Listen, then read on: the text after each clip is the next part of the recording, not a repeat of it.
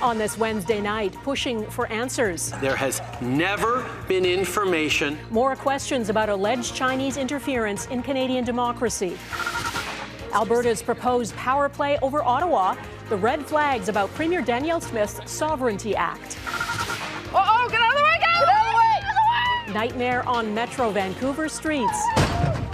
The mess, misery, and mayhem. I was stuck in the car more than 8.5 hours. And on the move for months, the quest to corral some runaway cows in Quebec.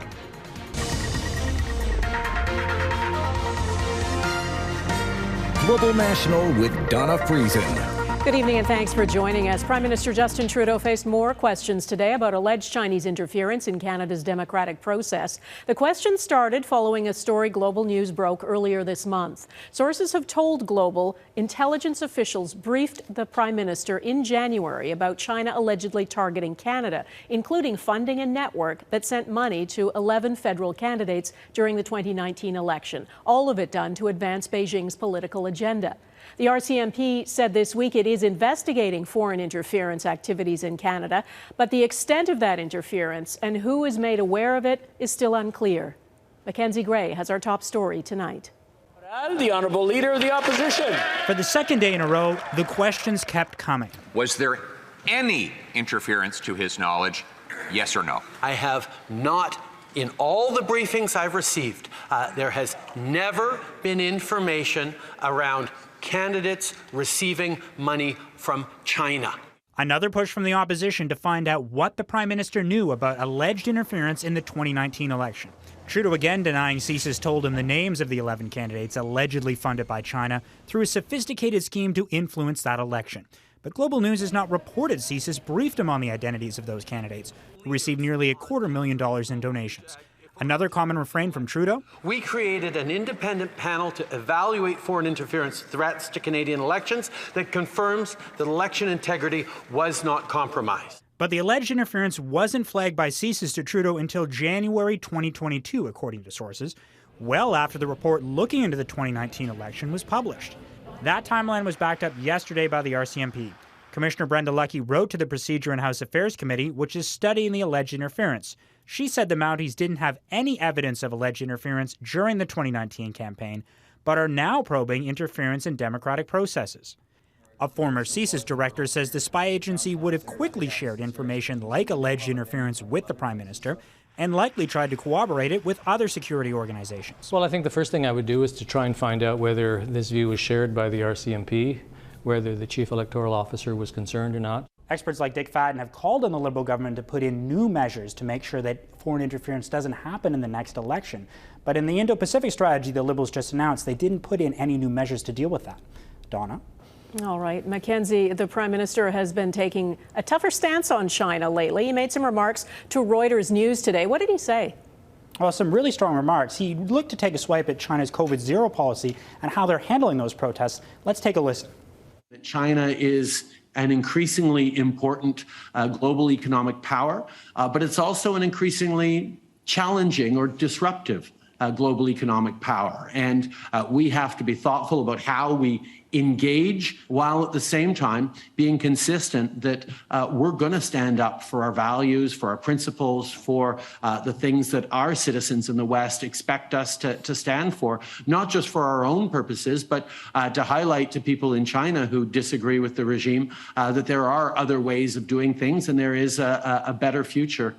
So some strong words from Justin Trudeau there. We asked Guy Saint-Jacques, the former Canadian ambassador to China, what he thought about that. He agreed that this is some of the strongest talk he's heard from Justin Trudeau since being elected in 2015. He's saying, though, that issues of democracy, Canada should be standing up, but he should expect that there should be some pushback from Beijing at some point in time. And it's really been all eyes on Asia recently, Donna, for Justin Trudeau. He's been going to Asia recently, a big trip. Their Indo-Pacific strategy announced $2.3 billion there. And the point of that strategy is to try to kind of isolate China, make other friends in the region. But Donna, it actually could be China isolating Canada after comments like this, just like Xi Jinping threatened Justin Trudeau he would do at the G20. All right, Mackenzie Gray in Ottawa, thank you. There has been a lot of reaction to what Alberta Premier Danielle Smith unveiled yesterday. The proposed legislation is called the Sovereignty Act within a United Canada. Smith says it will be a constitutional shield to protect Albertans from federal overreach. Critics say if there's any overreach, it is by Smith herself, that the act would give Smith and her cabinet extraordinary powers to bypass the legislature. Our Ottawa Bureau Chief Mercedes Stephenson is following this. Mercedes, why is Smith's Sovereignty Act raising red flags? What's in it? Well, Donna, despite the name, it actually has nothing to do with Alberta separation, but it does introduce some pretty significant and exceptional powers for her government. The Sovereignty Act would allow the province to direct police and government agencies to disregard federal laws that it deems harmful by the Alberta legislature. But the act doesn't really say what harm means. It could be used, though, for example, against things like implementing gun legislation or, as Premier Smith noted, the Emergencies Act. And while the rhetoric on all of this is around targeting Ottawa, the reality is that it gives Premier Smith and her cabinet tremendous powers, allowing them to unilaterally override the Alberta legislature and rewrite bills without putting those bills back in front of MLAs for a vote. Constitutional law expert Eric Adams says this kind of change is unprecedented. I am not comfortable with the executive possessing that power outside of some very rare circumstances, like, say, an emergency where time is of the essence. There's really no justification that I can see that would justify the executive possessing that power under this bill.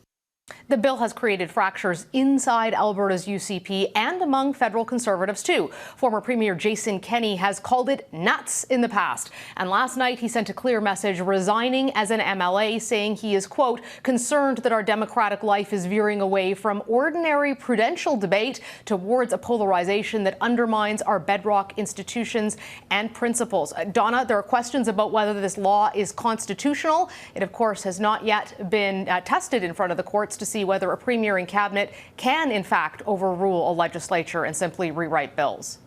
And Mercedes, the point of the act, obviously, is to stand up to Ottawa. What is the federal government's response today? Well, Justin Trudeau isn't committing to challenging the act, and he also isn't condoning it. He's likely trying to avoid antagonizing the large number of Albertans who might really not like his government, but also might not be big fans of Danielle Smith. Here's what he had to say about it today. We're going to see how this plays out. I'm not going to take anything off the table, but I'm also not looking for a fight. We want to continue to be there to deliver for Albertans. There's going to be things that we agree with that government on. There's going to be things we disagree with them on. And my focus is always going to be constructive in terms of delivering for people right across the country. At the end of the day, this isn't about Justin Trudeau's political future. It's about Danielle Smith's. She's the one who will have to face the electorate in Alberta in May. Donna? All right. Mercedes Stephenson in Ottawa, thank you. Well, it is late November and it has snowed in many places, which is hardly news in this country, except on the West Coast, when snow often seems to snarl things. Watch out! It's on there. And it did again last night. Most areas had less than 10 centimeters of snow, but as Neetu Garcha reports, with the temperature hovering right around freezing, it didn't take much to turn the roads into a big, slippery mess, trapping some drivers in traffic for hours. Uh-oh, here comes another one. With Metro Vancouver's first major pileup of snow came pileups of vehicles. There we go.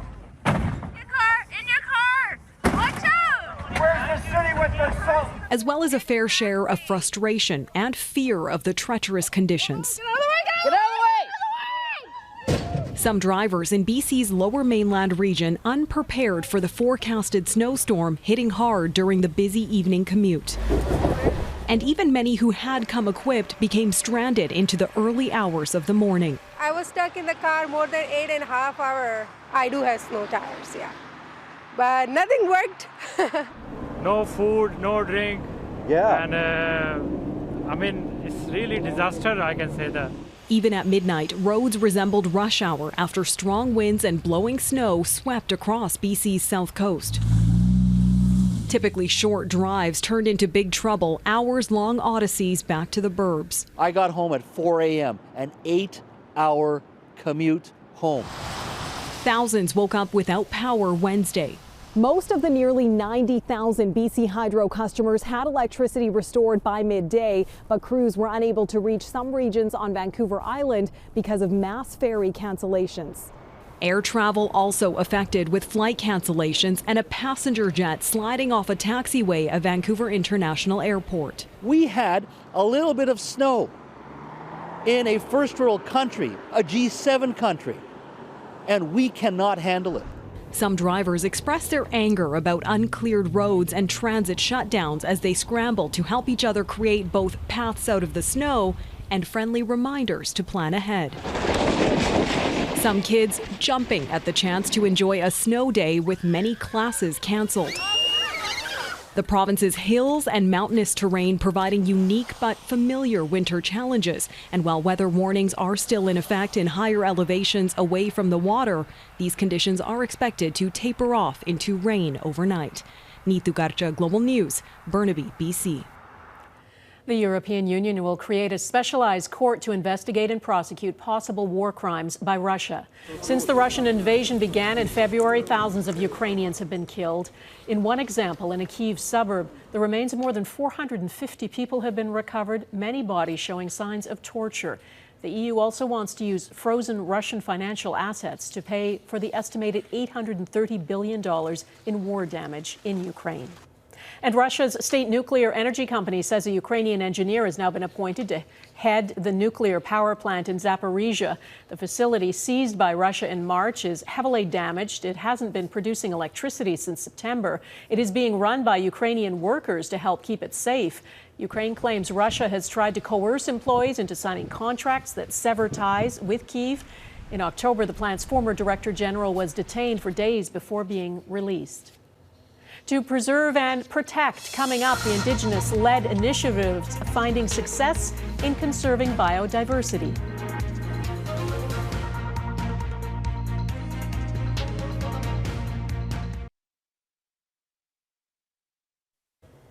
Indigenous peoples' ties to the land go back thousands of years, and now efforts are underway to better recognize that connection. Next week, the international community gathers in Montreal for the UN Biodiversity Conference. In Canada, Indigenous nations are taking the lead. Nearly 90% of protected areas created over the past 2 decades have been led by Indigenous nations. Many more have been proposed. Eric Sorensen explains why their approach works and what Indigenous groups hope will come out of the COP15 conference. It is a shocking statistic. The loss of biodiversity on the planet could put up to 1 million species at risk of extinction. One way it's being addressed is this: Indigenous guardians on the land, learning and reporting in areas like British Columbia's Central Coast to protect species such as salmon. I'm happy to see this, but historically there was a lot more. Next week, when COP15, the UN Convention on Biological Diversity, comes to Montreal, Indigenous nations from around the world will promote new partnerships to lead the way in sustaining lands while respecting Indigenous rights. Protecting healthy lands, waters, plants, animals. It also supports our cultures and our way of life and our knowledge systems and our communities' well-being. The United Nations COP15 goal is 30 by 30, protect 30% of the land and oceans by 2030. Canada is about halfway there. From Yukon and northern British Columbia and across all provinces and territories, Ottawa is funding Indigenous-led initiatives to protect biodiversity. One region is the Seal River Watershed Indigenous Protected Area in northern Manitoba. The watershed is pristine and a storehouse for 2 billion tons of carbon. The Indigenous people who've lived in the region for generations are becoming the recognized stewards of the land. We understand that this work we're doing, it's a process in respecting our vision for the watershed, respecting our voices. We are working together to protect this land for our future, for our children's children, for Canadians, for people around the world. In all, more than 24 Indigenous protected areas could see more than 500,000 square kilometers conserved across the country. I have faith that the country of Canada will continue down this path of increasing its conservation. In Montreal, police are also preparing for COP15 and potential disruption from protesters unhappy with the influence of industrial interests at the summit. But inside, the aim will be to find agreement among governments, Indigenous nations and others to slow and ultimately stop the loss of the world's biodiversity. Eric Sorensen, Global News, Toronto. Aging out ahead concern as many workers approach retirement.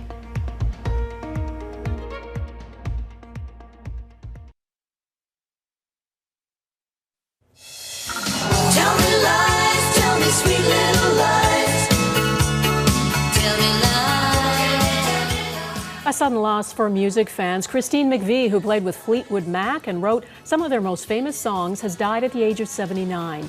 McVie joined the band in 1970. She wrote some of their biggest hits, including Little Lies and You Make Loving Fun.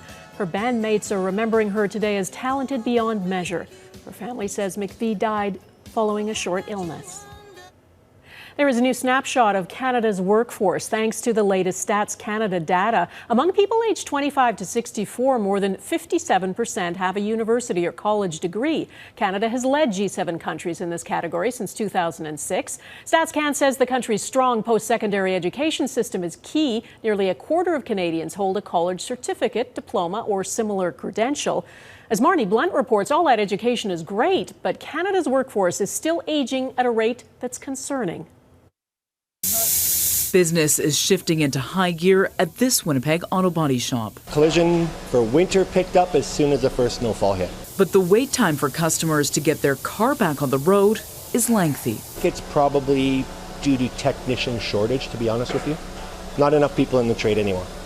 And according to the latest census data, it's not the only industry feeling the pinch.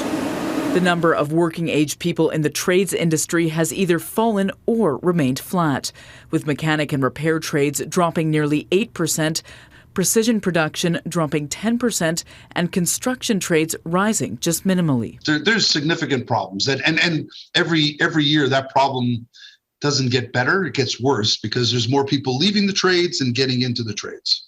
This amid record high labor demand and an increase of the baby boomers aging into retirement.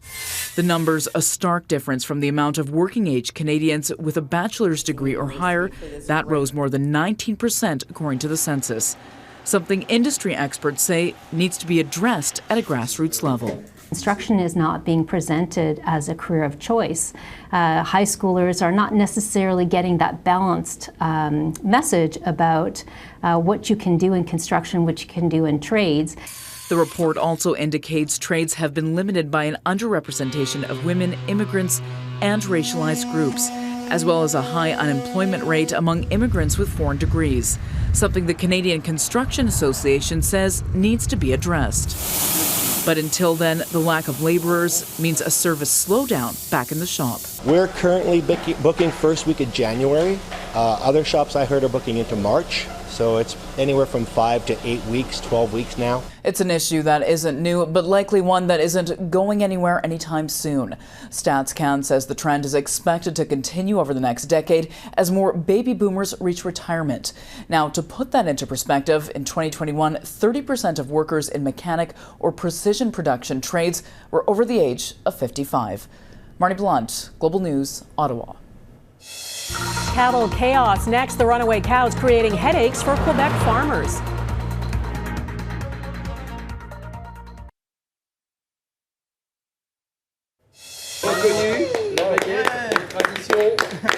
Applause for the baguette. The crunchy, quintessentially French bread has been added to the United Nations Cultural Heritage List. The country is said to produce more than 16 million baguettes a day. French President Emmanuel Macron lobbied for this. He says the baguette is key to the French identity and is envied around the world. Well, we humans like to think we've got control over domesticated animals. On farms, we keep animals in pens and surrounded by fences. In Quebec, it's some dairy cows that are in control. They broke through fencing and have been on the loose for months. They fled a farm in Saint-Barnabé. That's about an hour's drive northeast of Montreal, and they have moved since to the village of Saint-Sever, where they have evaded every attempt to capture them, including by cowboys on horseback.